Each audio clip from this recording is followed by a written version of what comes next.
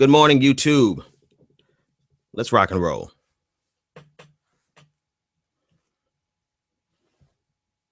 Oh, come on. So I'm having to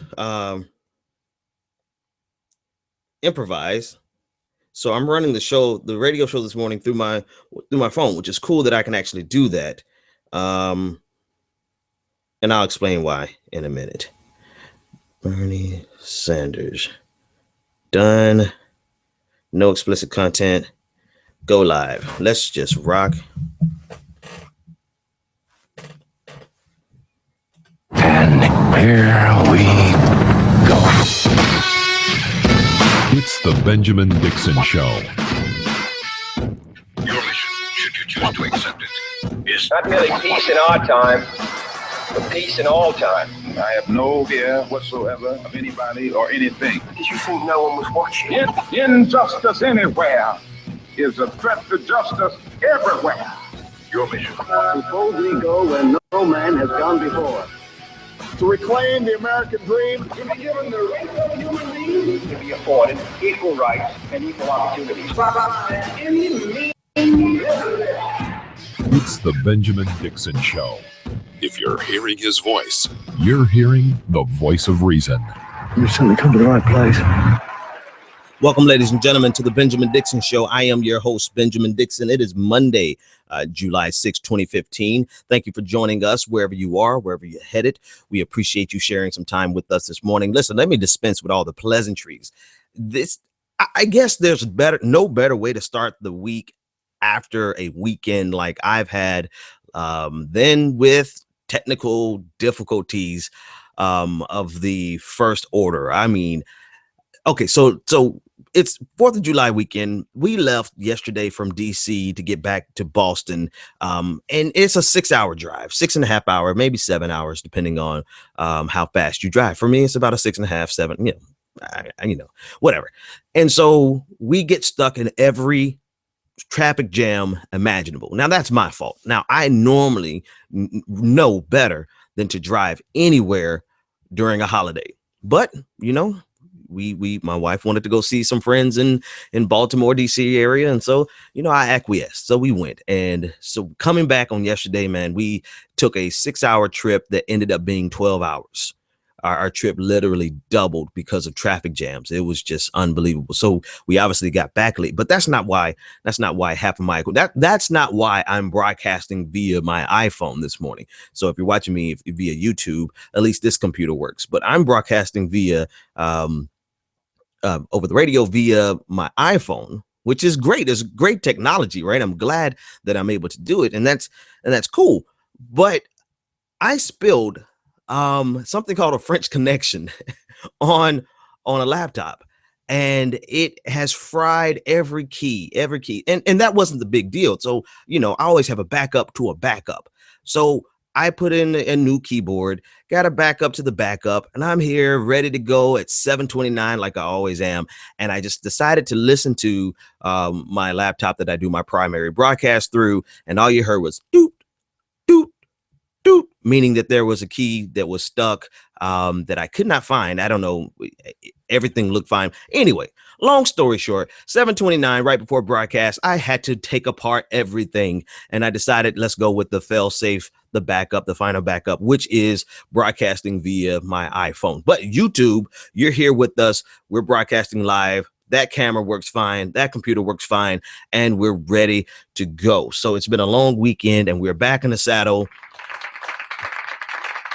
We missed you guys on Friday. Friday was a holiday. We were in DC, and there's a lot of questions over to what extent we should celebrate the 4th of July, considering the baggage of America, particularly with regard to African Americans. And I'm not going to do the show about that today whatsoever.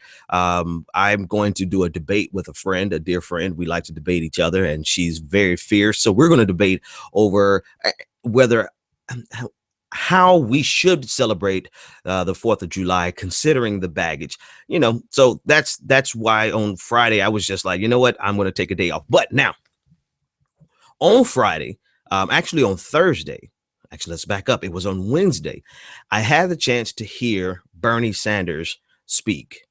And Bernie Sanders is Democratic candidate for president of the United States. And it's amazing that a lot of people don't know who this guy is. It's amazing because, truthfully, he's pretty much the only, next to Elizabeth Warren, he's pretty much the only genuine progressive in the entire Democratic caucus. I mean, I know that's kind of a sweeping statement, and I know that's not categorically true, and I'm probably speaking hyperbolically, but still, when it comes to Democrats in general, Democrats it's difficult to tell a Democrat from a Republican, and that's the bottom line. On economic issues, it's almost impossible to delineate between the two. Social issues, it's night and day, no question. There's a total difference between Democrats and Republicans. But when it comes to economics, when it comes to how we play this game of capitalism, when it comes to how we engage in this emerging global economy, it's very difficult to tell the difference between a Democrat and a Republican. And this is most evident when you look at the Trans-Pacific Partnership. The only thing that the Republicans stand with President Obama on, which is kind of disappointing in the sense that if Republicans support it, and they have opposed President Obama on everything else, everything meaningful that would make America better, that would make America stronger, that would build our infrastructure, that would give health care to those without health care. For 6 years, they have opposed President Obama incessantly. They refused to do anything to cooperate at all. And now all of a sudden, when it comes to a trade deal that's going to further engage us in globalism, in the global economy, they're in lockstep with President Obama, like they were in the 1990s with Bill Clinton. That should set your alarms off to say, okay, something about this is not right. But it's the clearest example of why it's difficult to tell the difference between Republicans and Democrats in terms of economic policies, except for an Elizabeth Warren and except for a Bernie Sanders. With the exception of those two, it is hard. I mean, you can't, it's two opposite sides of the same exact coin. Now, again, I have to emphasize something because I don't want people to take this the wrong way. This is not the case when it comes to social issues, when it comes to civil liberties. This is not the case when it comes to domestic issues per se, outside of the economy. This is extremely, though, the case when it comes to economics. And the question that we really have to start unpacking is, what type of economy, or what do we expect out of the American economy? Because I haven't answered that question for myself 100%. I'm actually still, can I say I'm still studying that? I have some very strong opinions about it, but I'm studying whether or not it is a good thing or a bad thing, or is it an inevitable thing? Is it inevitable that we are going to be immersed into a global economy where capital flows from one nation to the other, where the cheapest labor is going to get the jobs? I mean, because that's the nature of globalism. That's why a lot of people are so concerned with exporting of jobs, the outsourcing rather of jobs, but that's just the nature of our global economy. Our jobs are going to go to the cheapest labor. And, this stems all the way back from the founding of our nation. Capitalism seeks out the cheapest labor possible, and that's period. It does not care. It has no loyalty, not in and of itself. Capitalism does not have any loyalty to a nation. It has no nationalism. It has no patriotism. It is going to seek out the cheapest labor possible, and that is the end of the story. That doesn't mean that capitalists are evil. It doesn't mean that Fortune 500 companies that are doing all this outsourcing, that they're evil. It just means that the very nature of our economic system is going to, instead of paying $45,000 a year for an entry-level job, or $40,000 a year for an entry-level job here in the United States, it's going to go somewhere where it can get the same exact labor for $12,000 a year, if that much. And that's not going to happen in the United States. And so the very structure of our economic system, which is now becoming more and more globalized, the very structure of it is set so that it's going to seek out the cheapest labor, which puts a nation like the United States in trouble, because we are not going to work for $12,000 a year. We're not going to work for $5,000 a year. We're not going to be in the warehouse, in the factories, putting together manufacturing for $10,000 a year. Our entire system has shifted.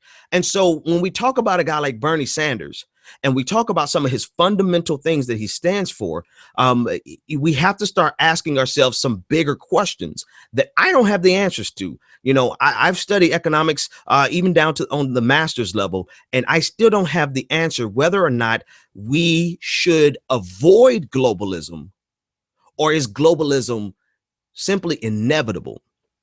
But Bernie Sanders at least asks those questions. And that's why I kind of, I think I kind of like him. You know, I'm not well, my endorsement doesn't mean shit right now. It doesn't matter at all, right? But I'm still unpacking whether or not we can throw all of our weight behind somebody who at least is going to ask the important questions with regard to our global economy. And Bernie Sanders and Elizabeth Warren, those are the only two people that I've seen that are not at the beckoning call of Wall Street. They're the only two people who are going to question. It's not to say that they are going to be absolutely right, that his game plan, so here let's lay our anchor on one particular issue, the Trans-Pacific Partnership. Let's lay our anchor there, because there are a couple of things that he stands for. There's a lot of different ways that we can unpack what he believes and compare that to a Hillary Clinton. But I think the TPP is probably the best place. He opposes the TPP because it is going to, quite frankly, be detrimental to the average worker in the United States of America. The average worker. It's going to do wonders for international trade. It's going to do great things for corporations that are trying to get capital flows going internationally, trying to get their trades, their exports. It's going to be great for businesses, but it's not going to be great for the individual worker in the United States. And that is just the truth. We saw this with NAFTA. We saw jobs just flee the United States. And so with Bernie Sanders, with regard to the TPP, he adamantly opposes it. He opposes it because it's going to be detrimental to the United States. Whereas a person like Hillary Clinton, she hasn't said one way or the other, but by virtue of the relationships that we see Hillary Clinton engaging in, the people who she has historically been around, the people who have historically lobbied her, the people who have been at her fundraisers, it's very clear that Hillary Clinton is a Wall Street candidate, period. I can't say that I have anything else against Hillary Clinton, but the fact of the matter is she is absolutely a Wall Street candidate. And with regard to economic issues, it's hit or miss. We may as well have a Mitt Romney, just like in many regards when we look at the TPP and we look at what's going on in the global economy and how we're engaging and the extent to which we are going to be exposed as a nation. Our labor is going to be at the mercy of the international labor. How can an average worker in Ohio compete against the average worker in China?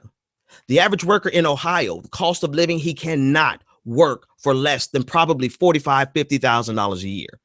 Whereas the system in China, they could put those shoes together, they could put those projects together, they could put those phones together, and they can do it for probably about $5,000 a year, to $10,000 a year. How can we compete when the cost of labor is not just naturally that way, but it's artificially deflated in countries?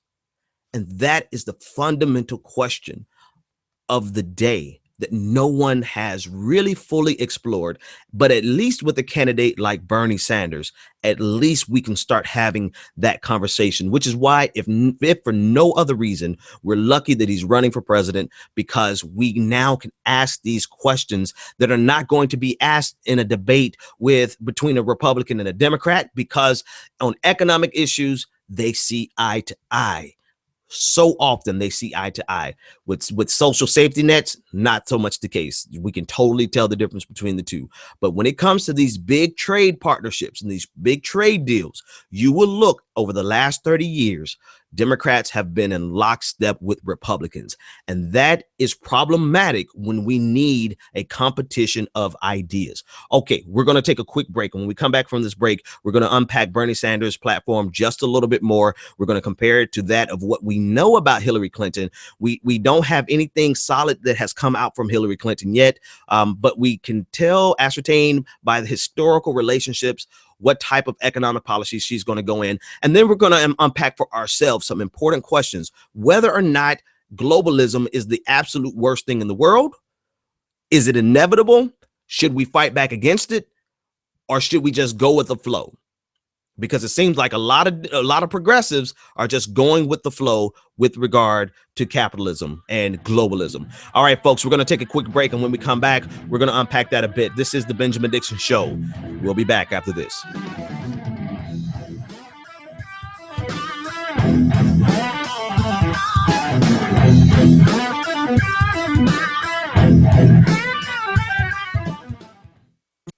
When you're ready to lose weight, why count, track, and worry over every meal? Jenny Craig makes it simple. Just walk into a neighborhood Jenny Craig center or give us a call. You'll meet your dedicated personal consultant who helps you reach your goals. Together, you'll pick out delicious Jenny Craig foods that you'll love and design a menu that fits your life. And the best part is that you can get started losing weight right away. Don't wait any longer to take advantage of our best offer ever. Call 1-800-JENNY20 or visit jennycraig.com.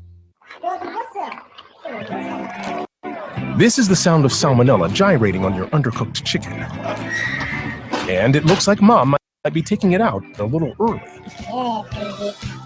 Don't let salmonella get funky with your chicken. On average, 1 in 6 Americans will get a foodborne illness this year. So use a thermometer to cook each type of meat to the right temperature. Keep your family safe at foodsafety.gov. Brought to you by the USDA, HHS, and the Ad Council.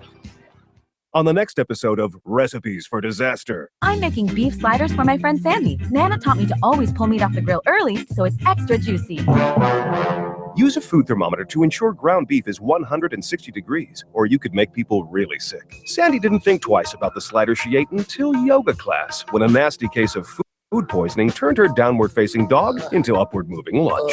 Watch Recipes for Disaster at foodsafety.gov and learn the steps Maria unwittingly leaves out. Brought to you by the USDA, HHS, and the Ad Council. When I grow up, I want to be a new pair of blue jeans. When I grow up, I want to be a kid's first computer. Warm fleece on a cold day. I want to be a bike that races around the country. I want to be a bench on a forest trail. When I grow up, I don't want to be a piece of garbage. And if you recycle me, I won't be. Give your garbage another life. Recycle. Learn how at iwanttoberecycled.org. Brought to you by Keep America Beautiful and the Ad Council. Welcome back to the Benjamin Dixon Show. If you're hearing his voice, you're hearing the voice of reason. Welcome back, ladies and gentlemen. So I was trying to pull up a particular clip of Bernie Sanders from his speech last week. He is gathering the largest crowds. I mean, I think he had 10,000 people at his last rally, compared to, I think Hillary Clinton's largest crowd was 5,000. And, you know, all the way down to, what's your, I can't think of the guy that Santorum, the guy that you Google his last name and you get something exciting. Rick Santorum, he had like 3 people at one of his campaign rallies. I was looking for a particular clip so that I can play it for you. And the first thing that pops up is, why is socialist Bernie Sanders so popular? And that's okay, I don't want to get too far off track, but that is the most asinine assertion that persist with regard to Bernie Sanders. A lot of people consider him to be a socialist, which I've dealt with on several times. What they consider to be a socialist is really just a mature and intelligent capitalist, right? Bernie Sanders is no communist socialist, because that's what they're conflating the two terms with, communism and socialism, two totally different things. But you can't tell that to the right. They don't know the difference, or they're not going to unpack the difference for their audience who does not know the difference, right? Bernie Sanders is not a socialist in the sense of state-controlled, state reallocation of resources. Bernie Sanders is a Keynesian economic capitalist, period, which basically means that we engage, and this goes back to the broader conversation of Bernie Sanders at least presenting a viable alternate to what our system has become over the last 30 years. Because for the last 30 years, regardless of Obama or regardless of Clinton, over the last 30 years, since 1981, we have engaged relentlessly in the closest thing to laissez-faire capitalism that we could get away with. We have completely redesigned the entire paradigm of the United States. And because of that, we have created a system where no one even questions whether or not what we're doing economically is viable for the average American. And instead we say, what we're doing going to benefit our businesses? There's so many misnomers with regard to economics that goes in the political conversation that really, quite frankly, doesn't exist in the academic world, but in the political world, there are conversations that are just really conflated, words that are always used to confuse people. Here's the number one thing. When they say, get the economy growing again, economic growth, in the mind of the average American, they're thinking jobs. But we live in an economy where economic growth could come at the expense of jobs, meaning the economy can be booming. And you see this right now, the economy booming and growing and growing and growing, but jobs are not growing. They're not growing at the same rate, or at times they're going down. The economy can absolutely grow without jobs. And no one's going to tell you that secret, but just think about it really simply.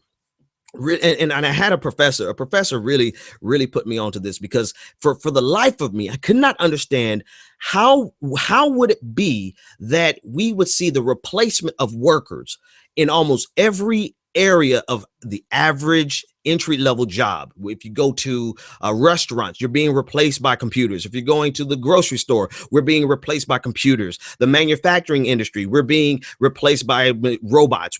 Absolutely so. But the economy is still growing. So when people in these debates say things like, we want to get the economy growing and we want to get jobs, those things are not necessarily in line with each other. In fact, many businesses can grow their company, grow more wealth by cutting jobs. And that is absolutely what we need to consider with regard to the TPP, because cutting jobs here could mean more profits for our corporations. And that is the paradigm that we have been living under for the last 30 years. And I have not yet seen a Democrat or a progressive, a so-called liberal, turn from that paradigm. We have lived underneath a right-wing economic machine. And I've yet to see a progressive until now who is at least going to start those conversations. But in the minds of people who deal in absolutes, they consider him to be a socialist, when in fact he is just really an intelligent capitalist who realizes that we have to provide, we have to make sure that we protect our own labor force. We have to make sure we protect our environment, our resources. We cannot expose ourselves to the uninhibited forces of capitalism without any regard to the effects that it will have on the population and on the environment and on our resources. But they consider him a socialist, which is why so many times they don't consider him at all. Bernie Sanders. They don't, there's barely any coverage of his campaign rally. His campaign rally had 10,000 people there, and I did not see it on one major network. I found it online.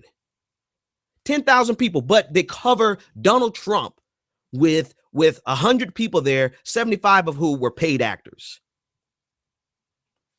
That's because we are terrified of having a meaningful conversation with regard to economics, because we have been living underneath a paradigm so long that has been so beneficial to corporations that corporations have now gotten a hold of everything, including our media. And so you will not see coverage of Bernie Sanders. And when you do, it won't be in conversations about whether or not he's a viable candidate or how strong his candidacy is. It's whether or not is he a socialist, or is he too radical for America? Bernie Sanders is the only thing. And listen, initially, I'm going to be honest with you. Initially, I did not pay Bernie Sanders any attention because in my mind and in my heart, I was like, he has no chance of winning. But now it doesn't even matter to me. What matters to me is he going to bring a conversation to the table that is going to start asking fundamental questions about our economy that Hillary Clinton is just not going to ask unless she's forced to ask? If she wants to be the champion of the people, then we need to ask questions about jobs that are going to be lost as a result of not just a result of the TPP, but as a result of all of the policies that we have been engaging in since 1981. And actually, to be fair, it's a little earlier than 1981. It really started off with Richard Nixon and his opening up China. That's where things really began to turn into a global economy. And so now, this is a question I want to ask of you guys who are listening. And you can post an answer on YouTube. You can post an answer on Spreaker, where we're having a conversation live. But the jury is out with me. I want Bernie Sanders to get in so we can at least have this conversation, because it's a healthy conversation that we must have. But what I want to know from you is whether or not you feel that globalism is inevitable. That we're just going, there's really not much that we can do. And even if there was something that we could do, if we could stop globalism, is that something that we should do? I can't even finish that sentence correctly. My tongue is getting tied. Is stopping globalism what's best for, dare I say, humanity, or can globalism bring us the technology and the things that we need to further forward the cause of humanity? I know that's a huge question. I know that's kind of ambiguous, and I know it's kind of philosophical, but that's the kind of question that we need to ask. And no one who is in the game right now, not President Obama, not Hillary Clinton, no one is going to ask that question except for Bernie Sanders and Elizabeth Warren. And I think that's the question that needs to be asked. Should we run headlong further into globalism without any regard to the ramifications? Should we slow it down? And if we could even slow it down, is that what is best for progress?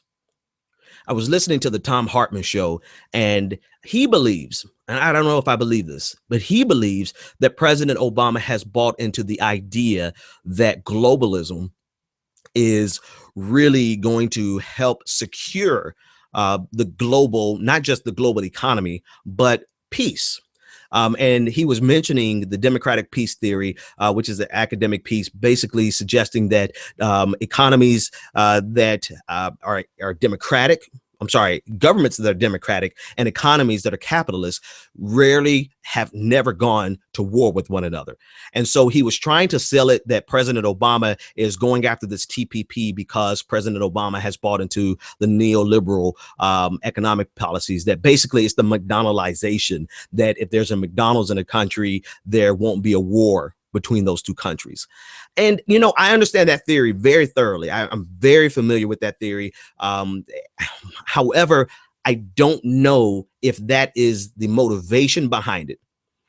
It's a valid argument. It does have some credence. It has some validity. But I don't know if that's what's pushing President Obama to push this platform, the TPP, and even if it is his motivation, what do you do with all the millions of Americans who are now at the mercy of the labor rates in China?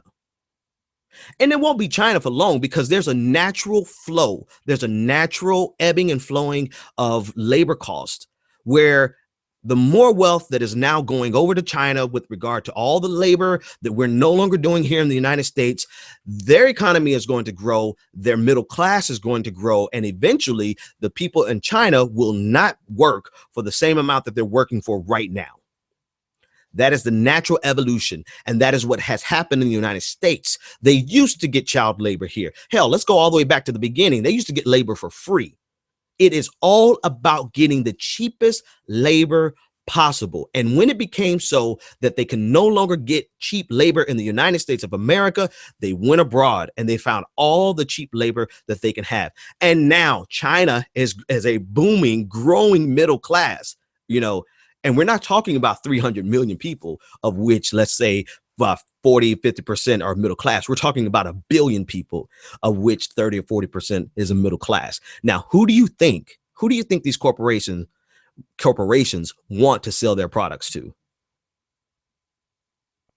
They are absolutely going after the emerging economies with emerging middle classes. And what they're going to do is they're no longer going to get labor there. That's the bottom line. You guys have to understand, the bottom line is find the cheapest labor and find the place that you can sell the most of your products. And they have given up on the United States. Not given up in the sense of that we're no longer capable, but they've given up in the sense where the profit margin is no longer viable. They want more profits than what we're offering them. They can't get their labor here and sell their product here and get the profit margins that they want. And so now we as Americans are exposed to the forces, the global economy, so that now we're competing not against John down the street, we're competing against Ping over in China.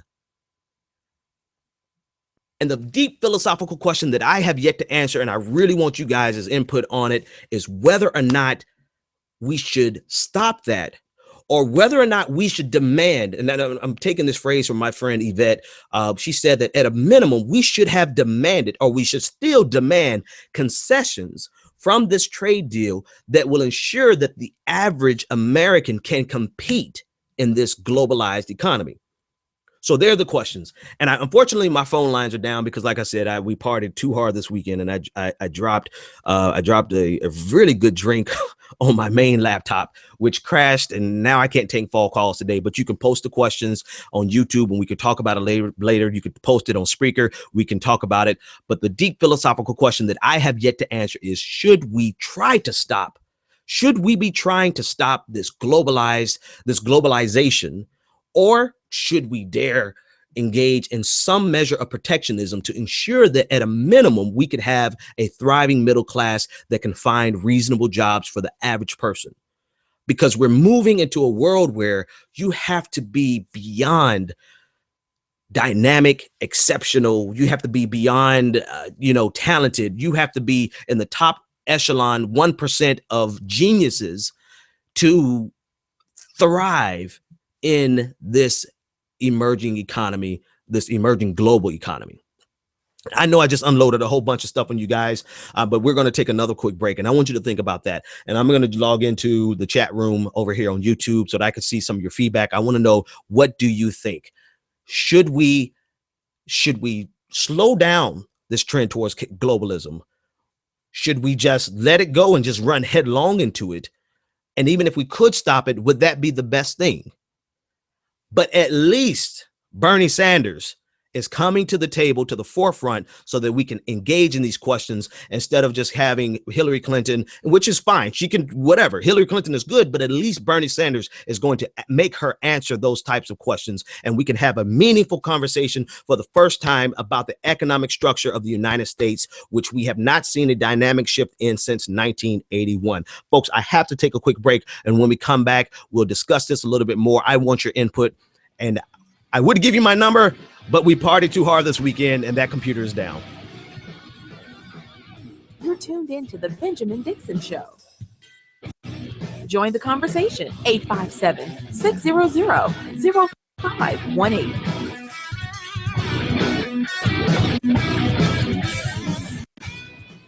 Looking for the right business opportunity? Need the right product, the right marketing plan, and the absolute best training in the world? Well, look no further. The elite team. Every leader in time excels. They believe the key ingredients in becoming successful in life and in business are just a keystroke away. Go to www.eliteteamsite.com. That's www.eliteteamsite.com. The elite team has a system in place that will move you closer to achieving your goals and dreams. Visit www.eliteteamsite.com or TonyFlemingEnterprises.com today. College is important, but it can also be expensive. College Planning Services is a group of educators, administrators, counselors, and other licensed professionals that work together to provide the necessary services, networks, and information to reach students that are serious about getting a college education. College Planning Services partners with financial institutions, corporate sponsors, and other major players in the global market to strategize in building a pool of information regarding financial aid, scholarships, and funding information to assist students in preparing to access the essential resources to build upon their path to an educational future. Learn more at collegeplanningtoday.com and let us help you start your college career.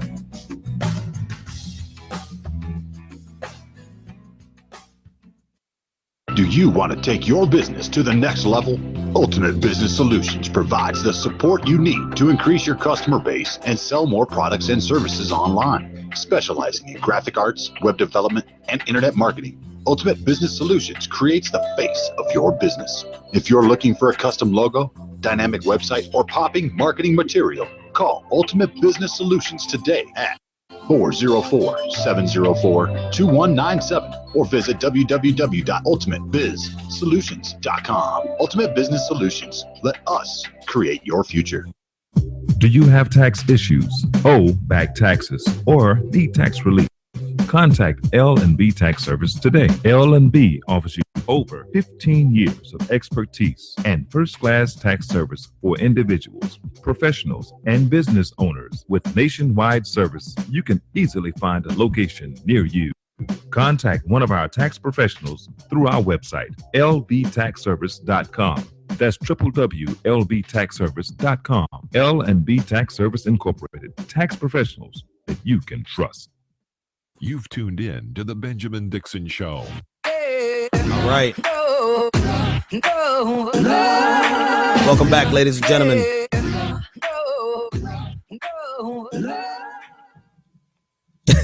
Somebody said I should be on Bernie Sanders' payroll. Absolutely not. Absolutely. Listen, I am only talking about him. First of all, this is my first time talking about him on my show. And that's because I don't run after anybody just because of their letter in front of their name or after their name. I don't run after someone just because they're Democrat or because they're Republican. I'm discussing Bernie Sanders because I am at a moment of personal crisis with regard to what I believe. I'm just going to be honest with you. I don't honestly know whether or not we should stop the trend towards globalization.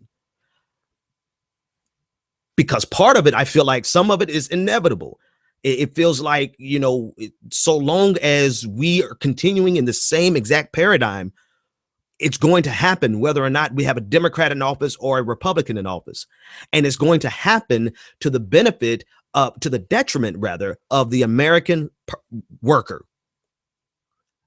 And that bothers me. Don't get me wrong, that bothers me. But then it also makes me, I'm a survivor. I'm not going to just complain about something and not try to find a way for us to survive.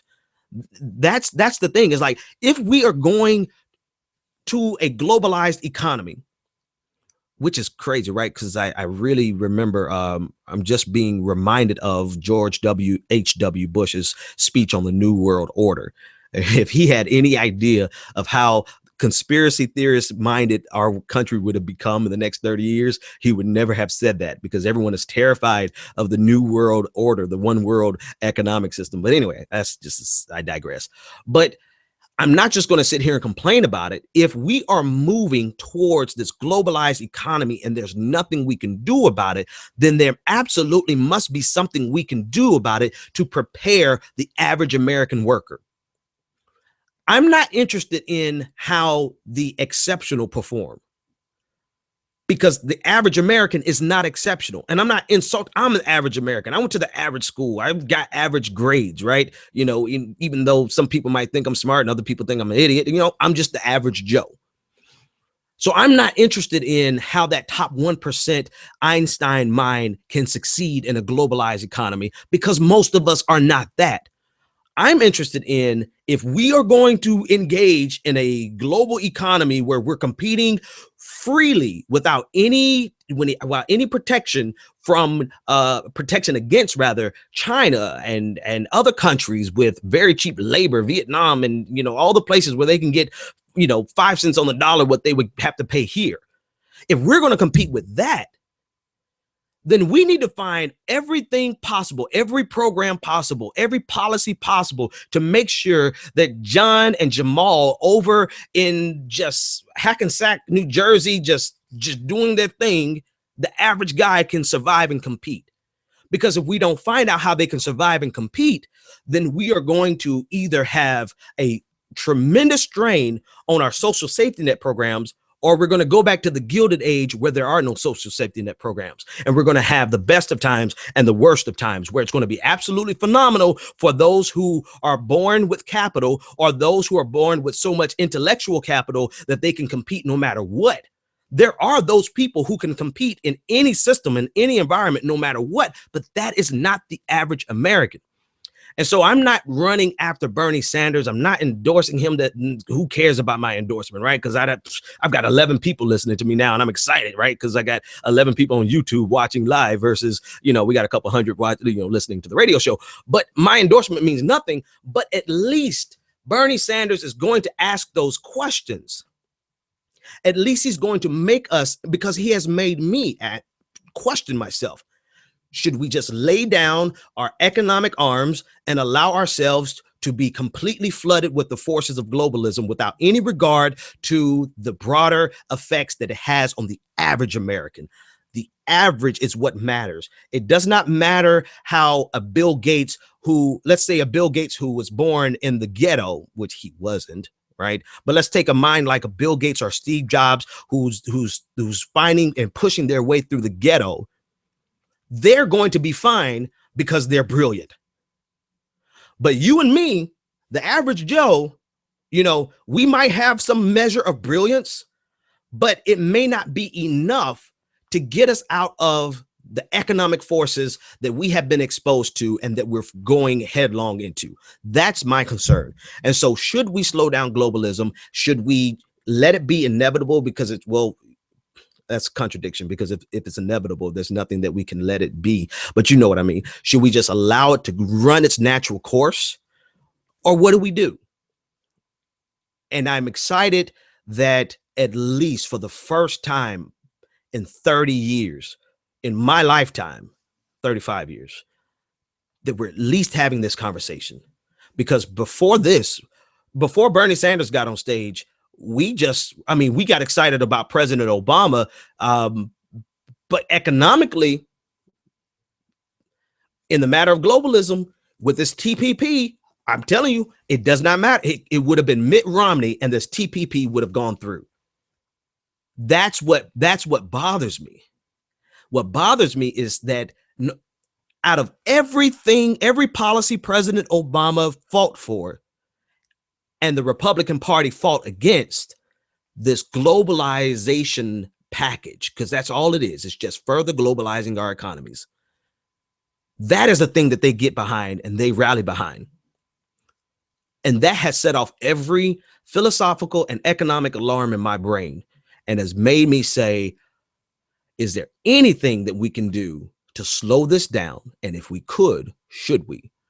Those are the questions that we need to answer in this campaign. And if we're not going to slow it down, what are we going to do for Kevin over in the Delta of Mississippi, who was a good worker, has an average education, has gotten his bachelor's degree, but the opportunities to have a middle-class life are gone?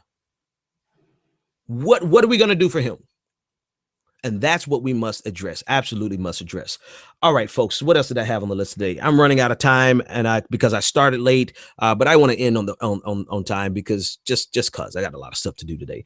But when we come back on Wednesday and I get my computers up and running, hopefully you would have answered those questions, or at least let's engage in that conversation, because it's a crisis of conscience. Because I understand what happens. You need to understand what happens. It's not that capitalism is inherently evil, which a lot of people on the left will argue that capitalism is inherently evil. It's the way that we engage in capitalism. It's the way where we have been lying to ourselves for so long about the true effects of capitalism. It's not that we have a better economic system to offer, because if we did, that's what we would be using. But it's whether or not we are going to do what is necessary in this economy, in this economic system, to ensure that the average person can survive. Nobody owes us anything. But if you're going to benefit from this American system, and you're going to benefit from the protections that the American government and the military provides, and you're going to benefit from the taxes that all of us pay into in one form or another, if you're going to benefit from the education system, if you're going to benefit from the infrastructure and the roads, then you absolutely have something that you need to give back.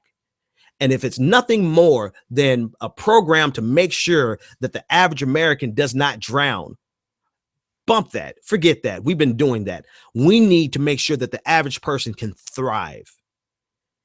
And I don't think that's too much to ask for companies who get billions of dollars in tax breaks and in tax incentives and subsidies. I don't think that's too much to ask when we have been at the beckoning call of businesses for so long. That's not too much to ask.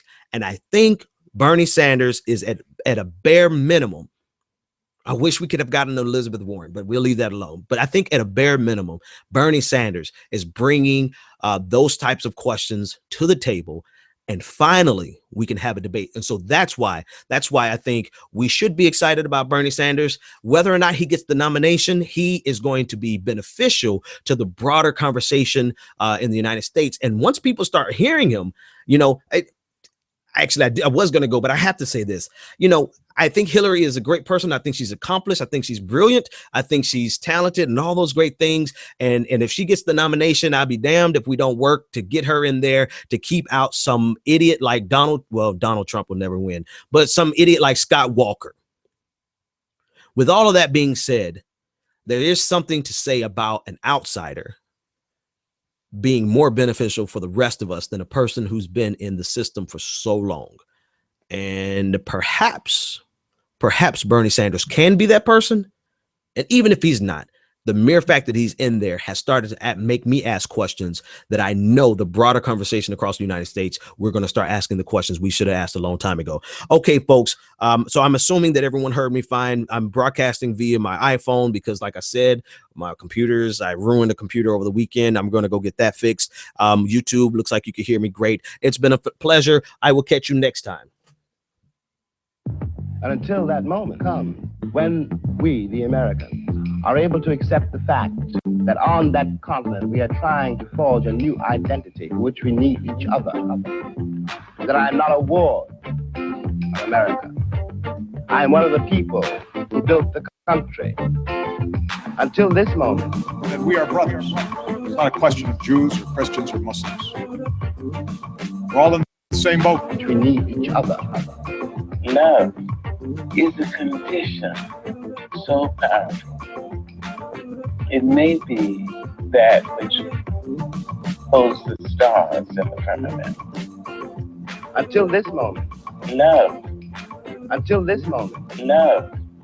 Until this moment. I come to you today to say that we can build a newer and better nation. I say we can do so, that we must do so, and that we will do so. You've tuned in to The Benjamin Dixon Show. Visit us online at www.thebenjamindixonshow.com.